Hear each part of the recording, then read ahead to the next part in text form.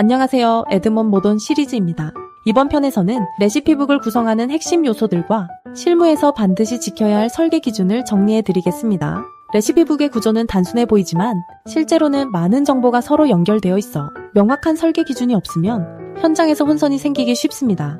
그래서 오늘은 레시피북의 기본 구성 요소를 먼저 살펴보고 각 요소를 어떻게 설계해야 하는지 실무적인 가이드를 중심으로 설명드리겠습니다. 레시피북은 일반적으로 다음과 같은 구성 요소로 이루어집니다. 첫째, 메뉴의 이름과 완성 이미지입니다. 완성 사진은 매장의 품질 기준을 보여주는 기준선이 되기 때문에 고해상도, 실제 매장에서 구현 가능한 비주얼로 촬영해야 합니다. 둘째, 재료 목록입니다. 주재료, 부재료, 향신료, 장식 재료 등 모든 재료를 빠짐없이 기록하되 계량 단위를 통일해야 혼란이 없습니다.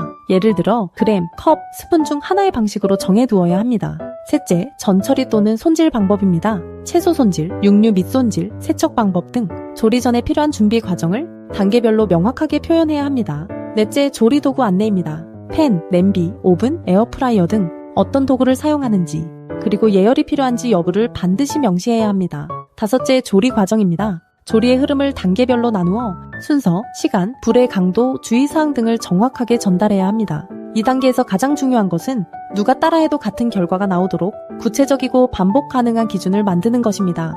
여섯째, 맛의 기준과 실패 방지 포인트입니다. 예를 들어 농도가 어느 정도인지, 익힘 정도는 어느 상태인지, 짠맛이나 단맛이 강하면 어떤 조치를 해야 하는지 등을 실제로 현장에서 필요한 기준으로 설명해야 합니다.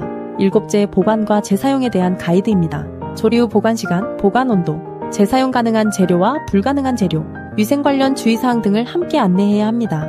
이제 구성 요소를 바탕으로 실무에서 어떻게 설계해야 하는지 설명드리겠습니다. 첫 번째 설계 기준은 표준화입니다. 숫자 표기, 단위 기준, 재료 이름, 조리 표현 방식 등 모든 텍스트는 동일한 규칙으로 작성되어야 합니다. 표준화가 되지 않으면 매장마다 다른 결과가 나오게 됩니다. 두 번째는 시각화입니다. 레시피북은 문서가 아니라 가이드북입니다. 사진, 일러스트, 아이콘 등을 활용하여 직관적으로 이해할 수 있게 구성해야 합니다. 특히 단계별 이미지가 있으면 신입 직원도 빠르게 적응할 수 있습니다. 세 번째는 조리 흐름 설계입니다. 조리는 순서가 생명입니다.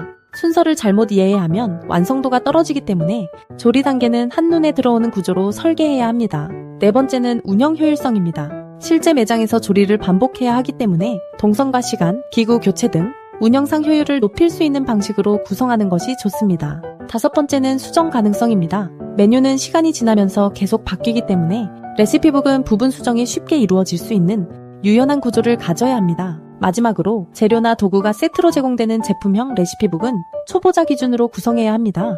전문 용어를 배제하고 픽토그램, 아이콘, 단순 명령문 등을 사용하여 누구나 이해할 수 있도록 만들어야 합니다. 레시피북은 단순 조리 안내가 아니라 매장 운영의 기준이며 브랜드 품질을 지키는 핵심 문서입니다. 구성 요소를 정확하게 정리하고 실무에 맞는 설계 기준을 잡는다면 어떤 기업도 높은 완성도의 레시피북을 만들 수 있습니다. 감사합니다. 한 곳에서 한 번에 한 방향으로 에드몬